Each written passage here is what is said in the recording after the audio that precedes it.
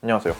사진은 찍는 것이 아니라 만드는 것이다. 야매 작가입니다. 카메라는 구입했지만 오토 모드로 찍고 계시는 분들을 위해서 준비했습니다. 분명 같은 카메라인데 왜 내 카메라는 다른 사진이 나올까? 이런 고민을 한 번쯤은 해보셨을 겁니다. 오늘은 노출의 3요소에 대해서 알아보고 오토 모드를 탈출해 보도록 합시다.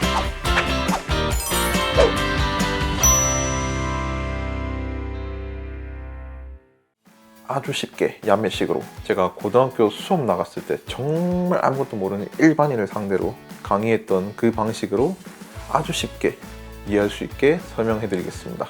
제가 하는 말은 지금부터 야매식으로 알려드리기 때문에 그 개념을 이해하기보다는 그냥 이런 원리가 적용이 되는구나, 이런 원리로 작동을 하는구나 정도로만 생각해 주시면 될 것 같습니다. 집중적으로 파고들고 싶으면 다른 전문가분들의 유튜브를 참고하시는 것이 가장 좋습니다. 셔터 스피드, 그리고 조리개, ISO, 이렇게 총 3가지를 노출의 3요소라고 합니다.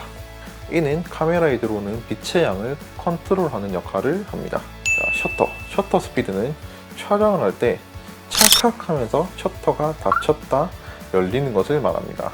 우리가 눈을 깜빡이는 것과 같습니다. 눈을 감고 있으면 빛이 안 들어와서 어둡게 보이죠, 캄캄하게. 반대로 눈을 뜨면 빛이 들어오니까 우리 앞에 있는 모든 것들이 보이죠. 카메라도 같은 원리입니다. 이렇게 셔터가 한번 찰칵하고 닫혔다 열릴 때 이렇게 하면 되는구나, 찰칵이 되는구나, 이렇게 찰칵하고 오랫동안 열려 있으니까 이 사이로 빛이 그만큼 많이 들어오겠죠, 그 시간 동안.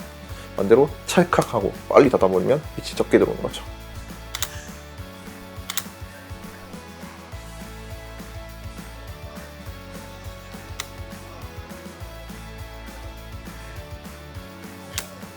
또한 셔터 스피드는 이 값을 어떻게 놓느냐에 따라서 다양한 사진을 얻을 수 있습니다. 속도가 빠르면 뚜렷한 피사체를, 속도가 느리면 잔상이 남는 피사체를 담을 수 있습니다. 빠른 셔터 속도는 주로 스포츠에 많이 쓰이고, 느린 셔터 속도는 장노출 촬영을 할 때 많이 쓰입니다. 장노출 촬영이란 오랜 시간 셔터를 열어놓는 촬영 기법으로 빛을 많이 받아들일 수 있다는 장점이 있어 주로 밤하늘 사진을 찍을 때 이용합니다. 다음으로 조리개. 조리개는 우리 눈동자와 같습니다. 메디컬 드라마를 보면 의사들이 환자 눈에 후레쉬를 이렇게 탁 비추면서 동공 반사를 확인하죠. 이때 빛에 반응하면 동공이 축소되잖아요. 즉 조리개는 우리의 동공이라고 보면 됩니다.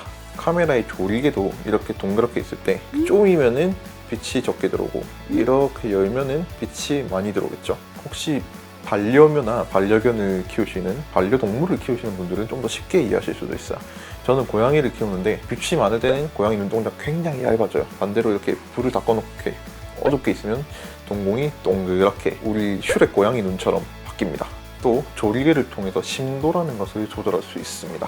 심도라는 것은 말 그대로 깊이를 뜻하는데, 조리개를 개방해서 피사체는 선명한데 뒤에 배경은 흐릿하죠. 이렇게 심도가 얕다라고 표현하는데, 또 다른 말로는 아웃포커싱이라고 합니다. 이런 효과들을 낼 수 있는 게 바로 조리개라는 장치입니다. 조리개를 최대 개방하면은 심도가 얕아져서 아웃포커싱 효과가 생기고, 반대로 조리개를 팍 조이면은 딥포커싱이라는 효과가 생겨서 심도가 깊어진다. 배경과 피사체가 모두 선명하게 보이는 효과가 일어납니다.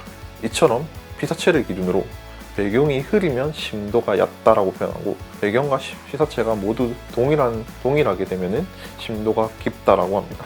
저희 스마트폰으로 사진을 촬영하면은 인물 사진 모드가 아닌 이상은 거의 딥포커스가 나옵니다. 마지막으로 ISO 감도.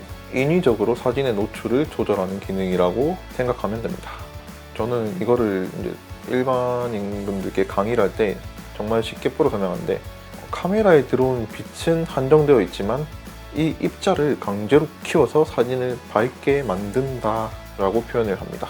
이게 맞는 표현은 아니에요. 근데 이렇게 말씀을 드리면 조금 쉽게 이해를 하시더라고요. 촬영을 할 때 ISO 감도를 높이면 사진은 분명히 밝아지지만 노이즈가 지글지글하게 사진에 드드드드드 하고 거칠어지는 그런 노이즈 현상이 생깁니다.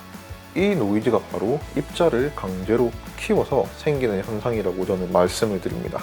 조금 더 쉽게 설명한다면, 선은 무수히 많은 점으로 되어 있죠. 그리고 면은 무수히 많은 선으로 되어 있죠. 즉 이 면은 무수히 많은 점으로 이루어졌다라는 겁니다. 이 작은 점의 입자를 키우면 빛이 받아들인 양이 커진다는 거죠. 10원짜리만한 이 점과 500원짜리만한 이 큰 점, 둘 중에 어떤 게 더 빛을 많이 받아들일까요? 당연히 500원짜리만큼 큰 점이 빛을 많이 받겠죠. 면적이 넓으니까. 이것처럼 ISO라는 것도 사진의 입자를 이만큼 키워서 빛을 많이 받게끔 만든다 라고 저는 항상 말씀을 드려요. 이 점을 작게 만들면 당연히 사진은 어둡겠지만 화질은 좋겠죠. 거칠어지지 않으니까.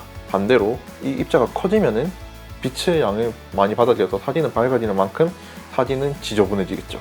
그러면 여기서 질문을 꼭 해주십니다. 그럼 ISO가 낮으면 사진은 깨끗한데 계속 어두운 사진만 찍히는 게 아닌가요? 이럴 때 바로 노출의 3요소가 작용을 하는 겁니다. 이 셔터 스피드와 조리개의 ISO는 서로 상호작용 관계에 있기 때문에 ISO가 낮으면 셔터 스피드나 조리개를 조절해서 밝은 사진을 얻어올 수 있는 거죠. 셔터 스피드와 조리개는 사진의 화질에 직접적인 영향을 주지 않기 때문에 이 둘을 조절해서 ISO를 최대한 낮게 만든 다음 빛을 많이 받아들이고 사진의 화질을 높일 수가 있는 거죠. 이 세 가지 요소가 서로 상호작용을 하면서 상황에 알맞은 노출을 만들어줍니다. 예를 들어 셔터 스피드가 느릴 때는 조리개를 조이고 ISO를 낮게 해서 적정 노출을 만들고, 반대로 셔터 스피드가 높을 때는 조리개를 최대 개방하고 ISO를 낮게 해서 적정 노출을 만드는 거죠. 그리고 조리개를 최대 개방해서 심도가 얕은 사진을 만들 때는 그만큼 빛이 많이 들어오기 때문에 ISO와 셔터 스피드를 낮게 조절해서 적정 노출을 만드는 거죠. 서로가 서로에게 영향을 주기 때문에 하나의 값을 조정하면 다른 값도 반드시 같이 조절을 해줘야 알맞은 노출을 찾을 수 있습니다.